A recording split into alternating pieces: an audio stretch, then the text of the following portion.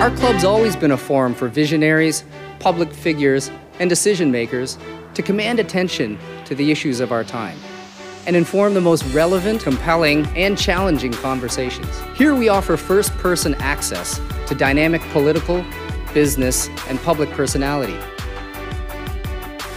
The Canadian Club is one of the most important podiums anywhere in the world that a Canadian can speak to, tell Canadians what it is that they think, develop those thoughts. And so I want to thank you for that very, very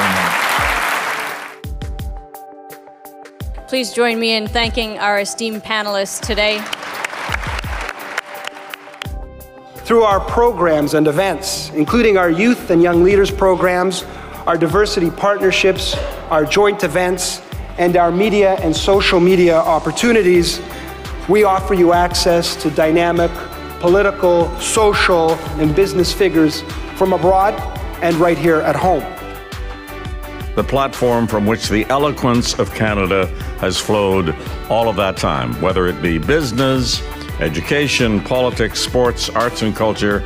If someone wants to say something to Canadians about this country and about the future of this country, this is the venue you choose.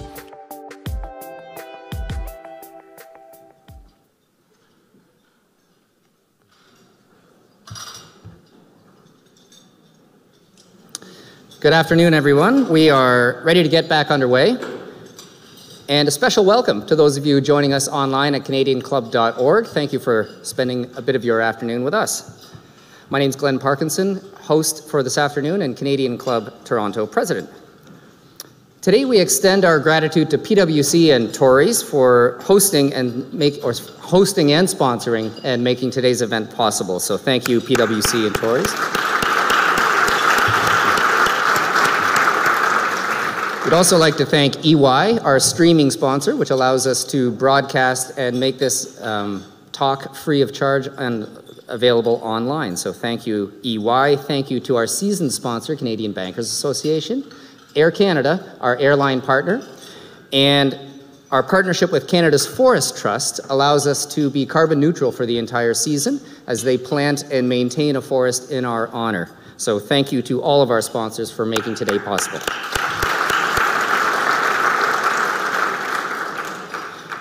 Now, before we get underway, one event that was just announced this morning, and I feel it's apropos that I'll mention, is on May 30th, we have an employer-sponsored healthcare or employer-funded healthcare event. It'll take place right here, and it features, among others, the CEO of Sagard portfolio company dialogue. So watch for that on CanadianClub.org.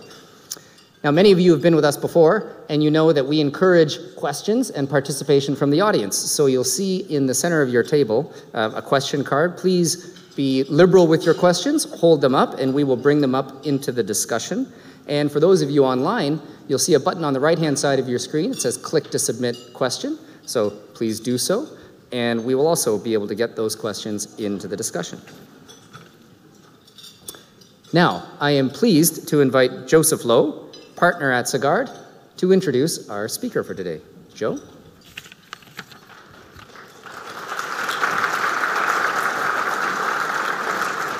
Thank you so much, Glenn. Members and guests, it's my distinct pleasure to introduce to you today our guest speaker. Paul Desmarais III is the chairman and CEO of Sagard, an alternative asset management firm that is active in equities, credit, and real estate. During his 8-year leadership of Sagard, Paul is focused on partnering with entrepreneurs to transform investment strategy and their impact on their communities. Today, Sagard has an AUM of more than $25 billion and capabilities in Canada, United States, Europe, and the Middle East. Paul leads the growth strategy for Sagard and serves as executive chairman and co-founder of Portage, Sagard's fintech and financial services investment strategy. He's also the chair and co-founder of Diagram, a leading venture builder. Within Sagard's investment portfolios, he chairs Wealthsimple, Novisto, and Greyhawk, and is a director of Nesto and of Midas. Paul is also a board member of Empower, the second largest 401k provider in the United States. Paul is dedicated to the community, and to building a better business world. He is co-founder of the Black Wealth Club and the Indigenous Leadership Circle. Prior to his current role, Paul worked at Goldman Sachs, Imerys SA, and Great West Life Co. Moderating our conversation today is Tanya van Biesen, President and CEO, Women in Capital Markets, and President-elect of Canadian Club Toronto. Prior to joining WCM, Tanya led the Canadian board and CEO practice at a global human capital firm. And previously, she headed member engagement and operations at Catalyze, a global nonprofit focused on the advancement of women and other underrepresented groups in the workplace. Paul, Tanya, it is my pleasure to present you the Canadian Club Toronto podium.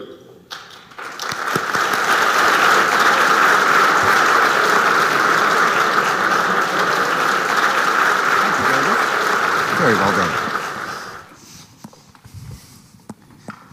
Don't drink his water or my water.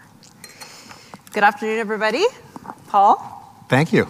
You're taller than I thought you would be. So just before you saw chairs here, but then Paul said, let's stand, which is interesting because I had to think today about wearing pants. So now I didn't actually need to wear pants, but delighted to have you here today. Thank you. Let's start with your personal journey. I think we'd all like to understand a little bit about kind of how you got to be here, what led you to be an asset management guy and to Sagard. So Joseph walked through parts of my CV, so I don't need to repeat that. But I think, foundational to who I am are very much the kind of values that we grew up with as a family. And I think it really led to our path today. And so if you think of those values, they were hard work, continuous learning, and basically humility. If you think about hard work, ultimately, especially when you grow up as a third generation, it's very easy to rest on your laurels. But from a very early age, my parents had us working continuously. So when I was 9, I worked in my mom's photography store. I'd clean the store every day after work. When I was a teenager, my father really believed in manual labor. And so I worked as a rancher, actually on the Mannix Ranch out in Alberta. And I'd build barbed wire fences all day. My hands would bleed every single day. And then after that, I worked as a factory worker in France, in the south of France, in a terracotta roof tile factory. And so I'd spend my time stacking the tiles and then taking them out and cleaning the natural gas jets. And so it's 120 degrees in these factories in the south of France. It's really kind of tough working conditions. And it was interesting because as part of that job, you as a person on the roof tile production chain, you have to hit every roof tile with a stick. And based on the sound, it tells you whether the roof tile is good or not. And when I applied for my first job in finance at Goldman Sachs, the interviewers were like, Paul, we look at your CV, you've been a rancher, you've been a factory worker, you worked in a store. There is nothing here that tells us you'll be any good at finance. And I said, look, you're wrong. As a roof tile production maker, I did this all day, and now all I need to do is this. And you know what? You got the job. They thought that was really funny. And then in terms of continuous learning, I think to build anything today, you have to be a voracious reader because the world's moving so quickly that, ingesting the stories of others that came before you to try and learn from what they've done is really important. And so that's played a big role in my life. And then humility, look, I always hate calling myself humble because I feel like that's, bad.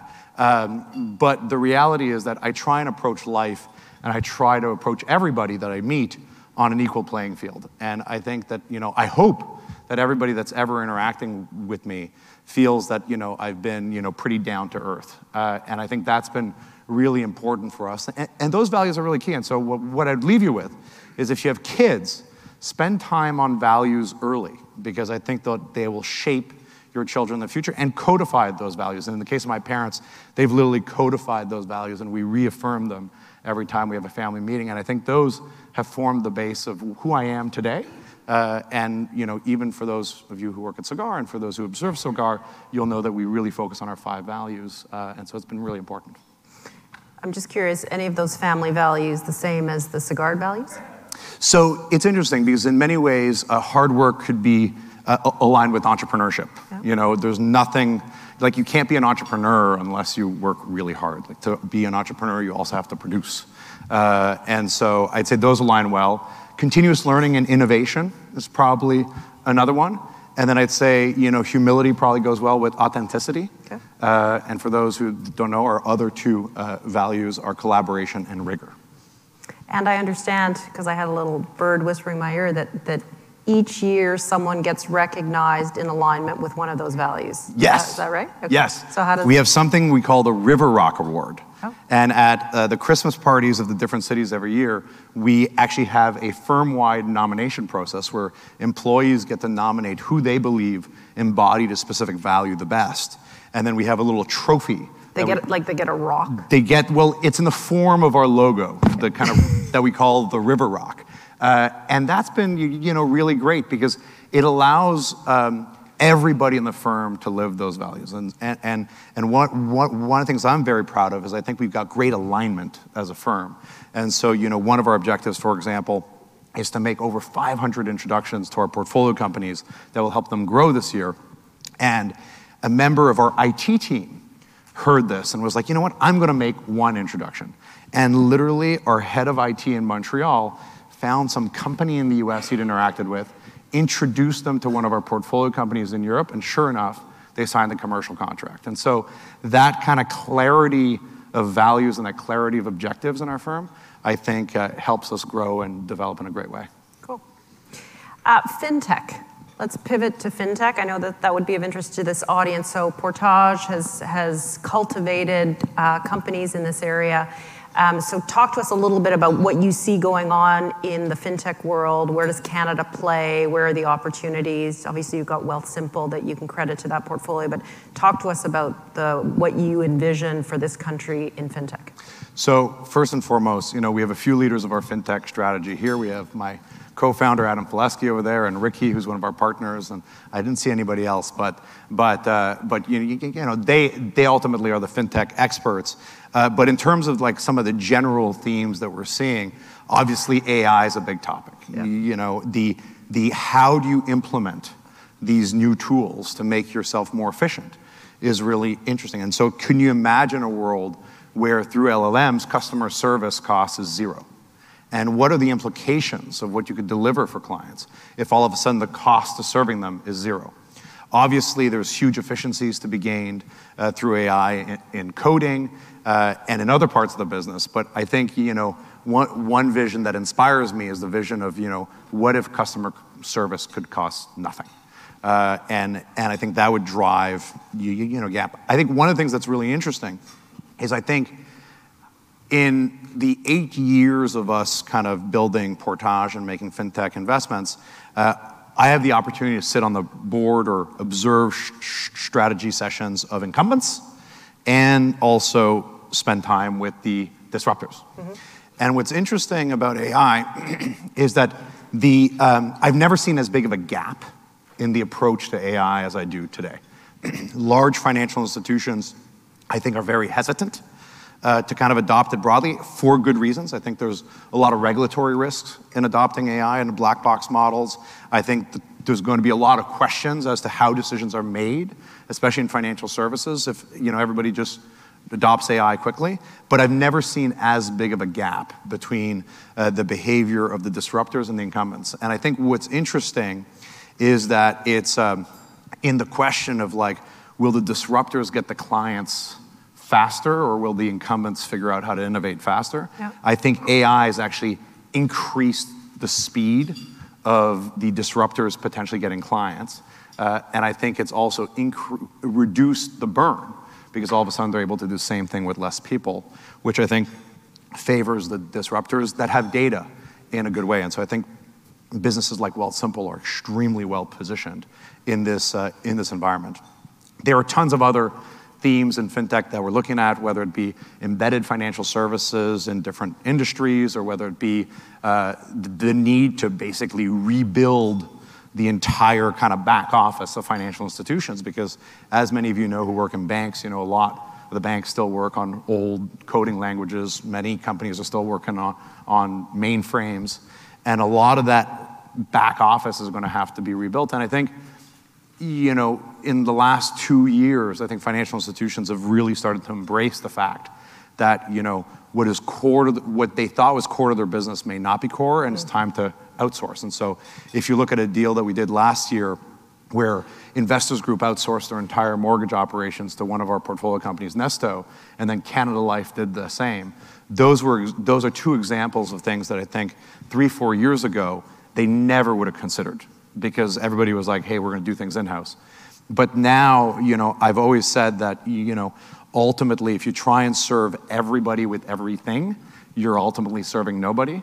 I think, we're in a world where understanding what are your core strengths as a business has never been more important, and get rid of everything else. Open banking. This country has not exactly led the charge. So what's your view on when are we going to get there? Is the government moving too slowly? Talk about Well, that. again, our open banking expert is right there, Ben Harrison, and he would be able to talk to you at length about this. Okay. Ben, did you want to come up? But I'd say in general, we've been very slow on the trigger in Canada, right? The UK moved years ago. Mm-hmm. Australia's moved years ago. The US, I think, has a naturally competitive landscape, so regulation and policy is less important, because I think that's a really competitive market in any case. I think, we're now moving, but, we still need to modernize our payment rails. There's still lots of limitations on who has access to payment rails. It's like we are very slow on the trigger, and that ultimately harms consumers. And I think, and what's interesting is that a lot of people think, open banking is going to lead to like more fragmentation and more competition. Not necessarily. If you look at open banking in the UK, Lloyds Bank has gained share, on a pretty regular basis since then. And so you're not necessarily going to see all of a sudden kind of RBC's, strength get threatened. What you will have is more consumer choice, more visibility for consumers, better tools. But you won't necessarily see a major change, I think, in the competitive landscape. You'll just see certain entrants be able to offer better products, but it's not going to lead, I think, to a world where we're going to have 15 banks in Canada. I think we will remain, a very concentrated financial services market for a very long time. So are you having conversations with the feds about how to move this along, or? That's been Ben's back to work. I stay out of this. Okay. I've long learned that every minute spent with politicians is probably not a good use of time. You should have been here yesterday. Broadly, let's scope out to asset management. So you've got a whole bunch of strategies that you're responsible for. What's your view of asset management in this country? Where are the opportunities? Where are you guys picking up on themes? What's, Yeah. So we are really excited about the 10 years ahead. Ultimately, I think, there are mega trends supporting the alternative asset management space. And I think there's two mega trends that are going to take place over the next few years. One is continued consolidation around the alternative space, and that's driven by the fact that large institutions want to kind of consolidate their relationships, but it's also driven by the fact that the cost of running firms like ours is just increasing, because the regulatory requirements are increasing, the compliance requirements are increasing, and so that cost to run a firm is just making it that like small players are going to have a really tough time surviving, on top of the fact that large institutions are going to, probably, be concentrating their relationship more and more. I think beyond consolidation, there's a really important trend that we are going to bet big on, which is the retailization of alternatives. And I think in Canada, the wealth markets have been very poorly served historically with the retail offerings in alts. And you've seen a lot of blow-ups in Canada in the last few years. And we hope that Sagard will be a leader in that space. And I hope that we'll be one of the top 5 firms in retail alts within the next 5 years. And so that is something we're betting big on. And we have a product shelf to do it. Because if you think about what is needed for great products for the retail channel or the high net worth channel, it's really important for them to be very diversified. And one of the problems that has happened in some of the products offered in the past where they were overly concentrated. And so if you look at the credit product that we launched on the Wealthsimple shelf in June, that's been an extraordinarily successful launch. I think we have 170 million of equity in that product already today, which would make it one of the most successful alternative product launches, I think, in Canadian history. And the goal is to then take that product and replicate it across many platforms.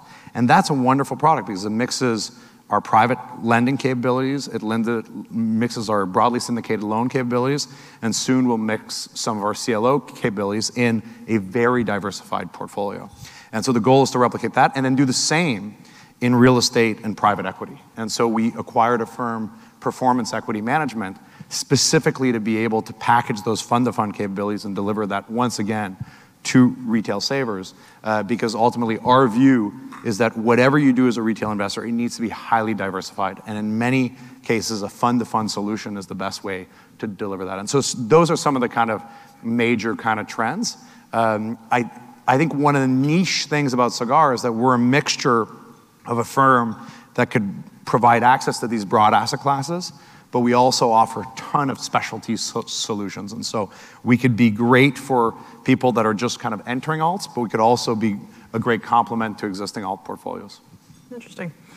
Let's talk geography. So you opened an office in Abu Dhabi. Yes. Talk to us about why the Middle East, why now?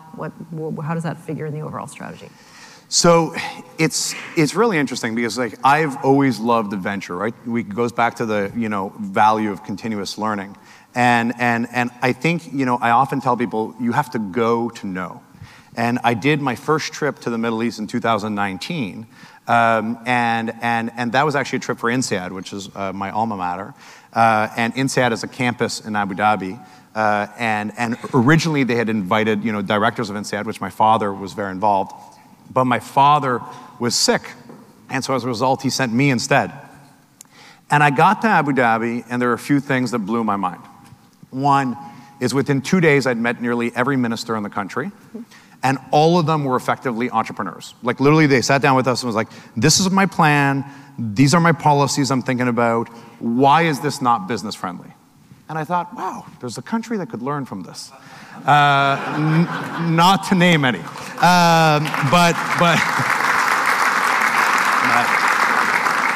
And then even, I met with the president, and the president had his granddaughter there, and we chatted, and he was just an incredibly humble man, and super focused on like, how do I drive my country in a single direction, with a very clear goal.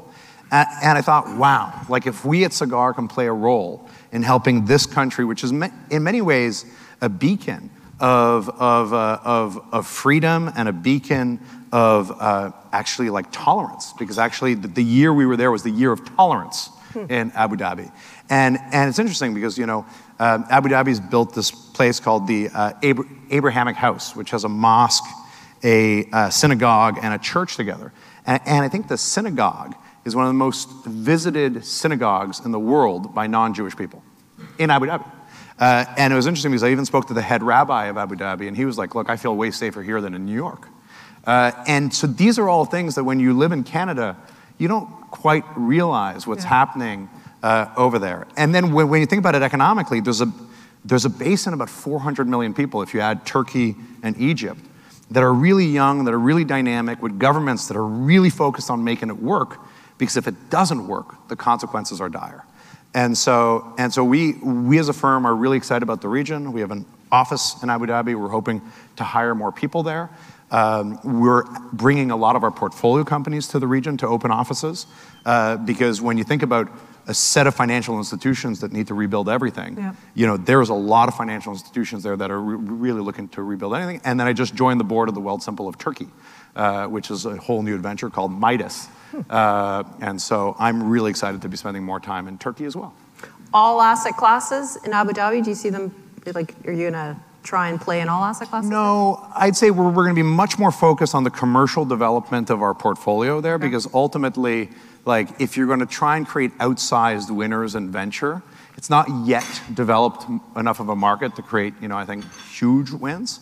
But we're going to keep a close eye, and my guess is that we'll make selectively 1 or 2 investments in the region out of our main fund, and hopefully over time we do more and more and more, because I think it's a very exciting region. And when you have a leadership that knows exactly where they're going, it's incredible how much can get done. Interesting.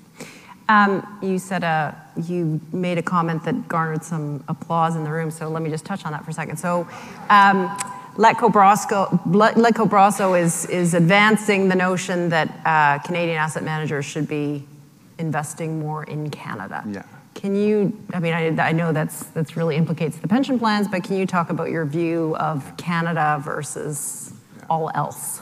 Look, this is a debate, the Canadian pension plan debate. I'm going to stay far out of it. But I would say that if you look globally to countries where their airports are privately owned, you tend to have a much better service at those airports. And so there's something about private ownership of infrastructure that feels to me like a bit of a no-brainer, but somehow it doesn't happen. But for me, if you want the large pools of capital to invest in Canada, you need to make accessible large investment opportunities. And the reality is there's just not that many. And so as a result, privatization of infrastructure just feels like a pretty basic way to do it. Because it's very hard to say, hey, you got to invest X of your assets and then there not be any opportunity. Right. That'll really hurt all Canadians. And so that's the extent of which I'll kind of talk there. But in terms of investment in Canada in general, I'd say, look, we have way too many trade barriers between our provinces. Like for a tiny country, we are way too divided. One of my biggest pet peeves is kind of national unity and having these conversations happen. I mean, one of the fun projects that we did last year is we commissioned a play on the Canadian energy debate. And we had people that have strong views about, that carbon is bad. And we had people that come from the oil industry, basically have a boozy wine dinner together. And the play reenacts their debate. And it's actually really amazing because by taking a step back and observing, our fellow Canadians fight it out, you realize that, both sides may have, extreme opinions that are not productive. And the reality is that, it's probably our duty to the world to be exporting a lot more energy. Interesting. I know. We're going to go for at least 3 rounds of applause, so let's see. Okay, from the audience, I appreciated the perspectives you shared on your upbringing. Your family has a long and quiet tradition of policy engagement in Canada. This is actually a perfect question based upon what you just said. Is this an area so your family has a long and quiet tradition of policy engagement in Canada. Is this an area of interest? And if so, can you share perspectives on the areas you feel Canada needs to address to position itself for continued prosperity? So it is not an area of interest. Hard no. And look, there are people that are way better paid than I am to think about those types of issues. I mean, I think our success as a firm has been that we stay focused on our objectives and we execute on those objectives and we don't get distracted. Okay. And I view any form of politics or opining on politics or even geopolitical thought as a huge distraction. One of my great childhood heroes was David Rockefeller, which is a little weird to have David Rockefeller as a childhood hero, but it's okay. And I had the pleasure of having lunch with him. And I asked David, what do you think about peace in the Middle East? And David said, my young man, let me give you a piece of advice. Worry about what you could impact, and what you can impact will grow. And I have really stuck to that. And I try to stay really focused on what I can impact in my direct vicinity and what I could build and the jobs I can create and the wealth that we can create in our communities. And I try and not get distracted by anything around me. Which makes you very capable of being a politician because you only answered the first half of the question. So what areas do you feel Canada needs to address to position itself for continued prosperity? I'm not going to speak for Canada. Oh, dang. Okay. Sorry, I tried, whoever. So you have a responsible investment policy at Sagard. Yeah. Can you talk to us about how that informs your investment decisions and how you guide the organization? Yeah. So again, if you go back to our values, we spoke about entrepreneurship, hard work. We spoke about innovation. We spoke about authenticity. And ultimately, our approach to ESG has to be rooted in our authenticity. And so ultimately, we did not want to do anything that was just basically a check-the-box exercise. So everything we do around ESG has to be a virtuous circle into our business model. And so ultimately, we decided to really double down on diversity. And the way we doubled down on diversity is we basically said, look, there's something fundamentally flawed with the recruiting process, where when you ask, a recruiter, you were in the space, to be like, hey, give me 5 people that you might know for this role, they tend to quickly think about the people they already know. But by saying, hey, give me 5 people, but 2 of them have to be diverse, our experience is it forces them to do more work, and then all 5 candidates end up being higher quality. That's been kind of our experience. And the reality is that as a result of that, Sagard has, I think, just over 40% women and over 25% racialized people in our firm, which I'm really, really proud of. Then we said, okay, how do we access additional talent pools? And so that's where we decided to create the Black Wealth Club and the Indigenous Leadership Circle. These are mentorship groups where both people from the Black community and the Indigenous community get to apply. And if you get into the circle, the rule is you have unconditional access to my network. And so the only purpose of these groups is to accelerate their careers. Many of them actually work for all of your institutions. And they tend to be kind of people that are emerging leaders, but often come from communities where they felt very alone. Because as a person that grows up in a rural community that wants to have a career in finance, it's not obvious to have a set of peer groups. And so what's been fun about these groups is we've effectively created peer groups for these people of equally motivated people that have ambition and that all of a sudden have access to the whole Sagard network in order to fuel those ambitions. And so that is really exciting because then that fuels into our talent pipeline. And our goal is to really use that in order to fuel our growth as a firm by having diverse talent. So that's what we're doing on diversity, and I'm really excited about it. We also have diversity clauses in all of our term sheets where, basically within, I think, 6 months or 12 months, you need to add diverse members to your leadership team.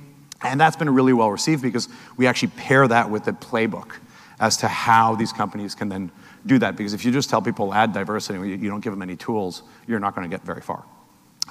On the environmental side, we decided to be actually middle of the fairway. We are not trying to differentiate there. We calculate our emissions, we buy offsets.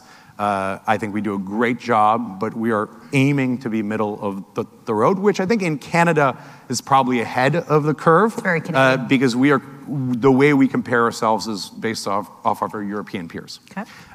Because we have a big European business. And then on G, G's our job. We got to be, good on governance, and that's something that we take a lot of pride in. Great. Let's talk about the synergies between Sagard and Power. Can you talk about that? So look, we have been blessed by having amazing partners. And ultimately, if you think about our shareholder base today, Power is our largest shareholder. But we also now have Bank of Montreal as a shareholder, which we are really thrilled to have you. Thank you. We have Canada Life as shareholders, and then the management team of Sagard are major shareholders of the business. And what's been great, and then finally we have these new Abu Dhabi partners in a group called Lunette, which is a new asset manager in Abu Dhabi. These partners are hugely strategic for us because they basically seed our funds, they support our fundraisers, and ultimately are the fuel that allows us to kind of go faster. We then benefit from this entire ecosystem, right? Because in the Power ecosystem, there's about $2.7 trillion under administration and under many, many brands. And it's basically like walking into a living room where every drawer you pull has cash in it.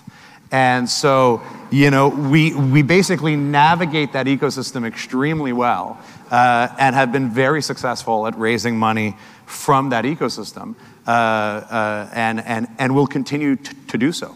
And the reality is it's the same way with every financial institution. We thought we were going to succeed in one area with one of our partners, and then this entire other area ends up being one of our biggest partners. And so it's been an incredible ecosystem. They've been very generous with us in that they let us operate entirely independently. And that's been really important for our growth, is being able to leverage that ecosystem while being totally independent has been important. And then for our fintech portfolio, it's been transformative. Yeah. Like if you think of Nesto that now manages all the mortgages for IG and Canada Life. If you think of Conquest Planning, I saw Mark Evans earlier today, who does all the financial planning software for them, and they were early clients. It's been transformative to help our portfolio companies succeed, and we're going to keep this relationship very dynamic for the years to come. No doubt. Also from the audience, private credit. Are we still going to see growth in private credit? What do you envision for that asset class? I mean, we're going to see growth in private credit for a long time. I mean, look, if you look at the failures of some of the U.S. banks recently, that's going to lead to more tighter regulations, which means continuously pushing out of certain lending types off the bank balance sheets. You know, I think Basel III has some pretty major ramifications as well.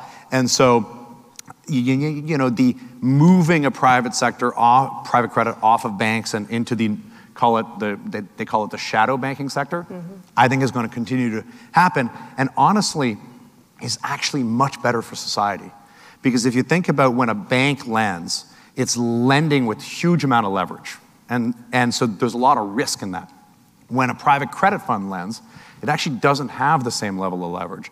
So the risk of having a blow up in a private credit manager is much lower than having a big bank blow up. So ultimately, having these private funds, you know, own that risk and diversify the risk is good. The other reason why it's much better is you have much better asset liability matching. Because if you think about a bank, it's taking short-term deposits and it's lending long-term. Yep. If you look at our business, we generally match the assets and the liabilities that we have, which ultimately reduces the risk as well. Because if you look at some of the bank failures, and if you look at failures in general in financial services, it has to do with liquidity. One last question and then a little fun game we're going to play. So looking forward, what kind of legacy do you want to leave in terms of the business community, on behalf of your family? How do you envision that? Yeah. So look, I mean, legacy number one, I have 4 children and a wife, and I want them to have every opportunity. Like, one of the things that haunts me is to make sure that my children have the same opportunities I had. And so I'd say legacy one is making sure that they benefit from the same opportunities I had. So, you know, enforcing those values. How old are they? Is really important. 13, 12, 8, and 6. And are they tapping the terracotta? They are not tapping the terracotta yet, but my 2 eldest are already starting to think we want to build businesses this summer. And I was like, good, let's go. And so that's kind of legacy one. Legacy two is like, I want thousands of entrepreneurs to kind of look back at their careers and think the best thing that happened to us was meeting Sagard. Like, that would make me so happy, because if 1,000 entrepreneurs feel that meeting us was the best thing that ever happened to them, like, that will be millions of jobs and lots of wealth in our communities, and that would make me extremely happy. Like, one of the things that I get a lot of joy from is watching entrepreneurs build, and I know many of my partners have that same joy, and I think that as a team, if we could have maximum impact on the entrepreneurial community in this country and in every country where we operate, we'll be really, really happy. Great. Before I move on to our next little thing, any more questions from the crowd? I know we've got the old style. Okay, then I want to do a lightning round with you. I don't want you to read these. So 1-word answers if you can. Yeah. Talking or texting? Talking. Nickname your parents called you? You know what? My mom is very traditional, so they call me Paul. But, you know, I've gotten some affinity to PD3, which seems to be very popular in Toronto. And your parents actually call you that? No. No. My dad was making fun of me last night, being like, someone called me and was like, hey, PD3 said this. And my dad was like, who's PD3?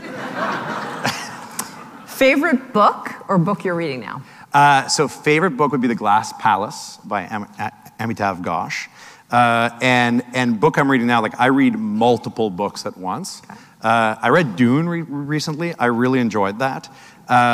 You know, I've just started reading science fiction, and I find that, like, a lot of fun.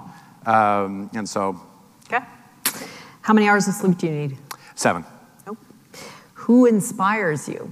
So many people. Like, you know, in our industry, like, I have major man crushes on Bruce Flatt, John Gray, Dominique Sénéquier. Like, these are leaders that, you know, literally everything they produce, I read. I'm like, looking at, John Gray's commencement speeches in high schools, because like every tidbit is a learning. And so, the leaders of our industry who've built these great firms really inspire me. Obviously, I'm very inspired by my mom and dad. My mother is the source of our work ethic and our entrepreneurial spirit. And my dad is very much the source of our humility, and I'd say our desire to have well-rounded lives, but I think we fail miserably at it. But lots of people inspire me. Okay. Can you say one word in Arabic for us? Let me think about that.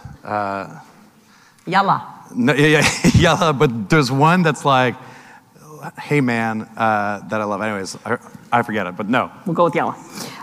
Climb a mountain or jump from a plane? Climb a mountain every day of the week. I'm terrified of heights. How many cups of coffee do you drink a day? 10. Oh. Between 10 and 20. Okay. Notice that I have a lot of energy. What is your middle name? Guy. Okay, I looked that up. I couldn't find it, so I had to ask you. Guy. In one word, what does Canada mean to you? Hope. Great. Thank you. Great. Thank you.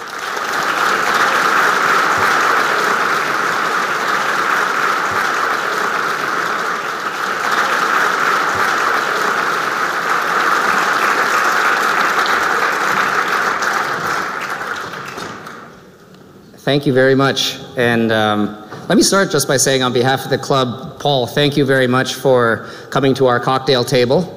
We appreciate your insights, and I took away a number of takeaways. I won't list them all. One thing I'll do though, with my performance evaluation coming up, I'm going to commission a play. So I thank you for that. Thank you for that. But thank you for your commitment to entrepreneurs and your passion and your vision, and we wish you continued success and hope to have you back soon for an update. Tanya, thank you for leading such a wonderful discussion. It was enjoyable. It was fun.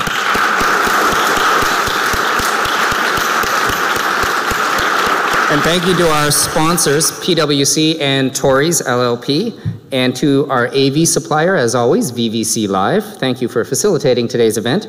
3 to mention before we close. May 9th, we're hosting a panel on Canada's economic resilience with opening remarks from Deputy Minister Simon Kennedy. And again, for 2 that might be very relevant to this group, May 23rd, we'll host our 2024 Private Equity Outlook with panelists from Hoop, Fengate, Brookfield, and Kensington Partners. I will let you know if Bruce comes, and we'll keep you posted.